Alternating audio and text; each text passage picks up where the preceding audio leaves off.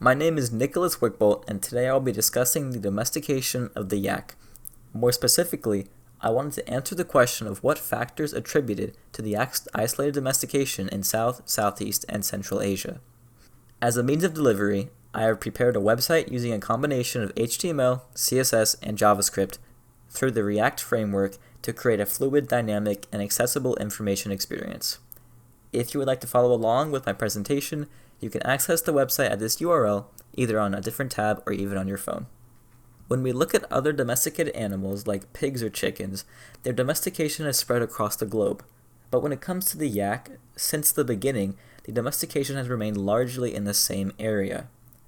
Through my research, I've attributed this phenomenon to three main factors: the yak's physiological adaptations, the yak's geographical location, and the yak's cultural significance to the local people of South, Southeast, and Central Asia.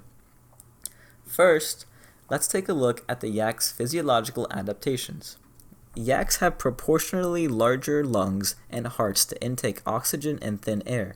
Their durable hooves provide stability on the rocky and icy slopes, and their dense, insulating fur provides warmth and shelter from the harsh conditions of the Himalayas and highlands.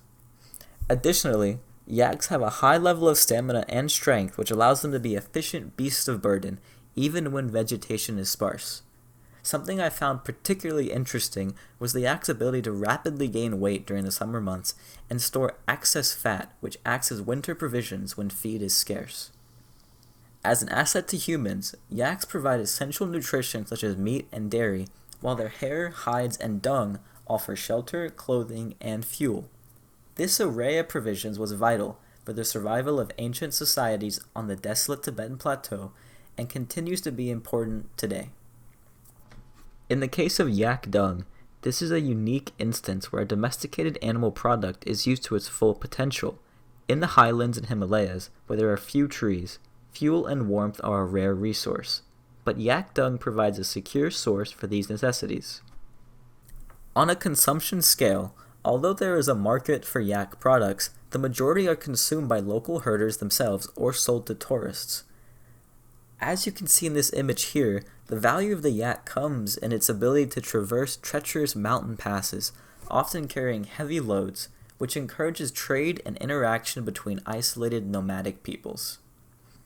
Taking a look at the geographic situation of the yak, since domestication began in northwestern China somewhere between 10,000 and 5,000 years ago, yaks spread and herding became centered around and on the Tibetan Plateau. Although other domesticated animals were present and herded, the yak became essential to survival because of its physiological adaptations. For example, yaks prefer to live above 2,000 meters and actually get uncomfortable when brought to lower elevations. The opposite is true for other kinds of cattle, where they prefer to be below 2,000 meters. This unique elevation adaptation made the yak perfect for the region of Asia and its high elevation plateaus and mountains. Just as the location of domestication has not changed for thousands of years, so has the method. Ancient practices and routes are followed today, even with increasing challenges of land fencing and privatization of property. Finally, taking a look at the cultural significance of the yak, yaks hold deep cultural meaning for the people of South, Southeast, and Central Asia. Since pre-Buddhist times, when the yak-like bovines were regarded as deities, to today with the extravagant yak festivals and celebrations, the cultural importance of the yak is clear, and it has served and saved societies for thousands of years. In other places, yak ornaments are worn by local women, and yak skulls are carved and placed with religious mantras. Whether as a source for survival or as a means for bartering and profit, the bond between herder and yak cannot be understated. Consistently, herders put their life on the line in the harsh conditions of the Himalayan slopes to rescue their yaks, which testifies to the strength of this ancient bond. Even with the progression of modern technology and new forms of transportation being pushed by the Chinese government, like this new high-speed railway built in Tibet, the bond between nomadic herders and their yaks remains strong.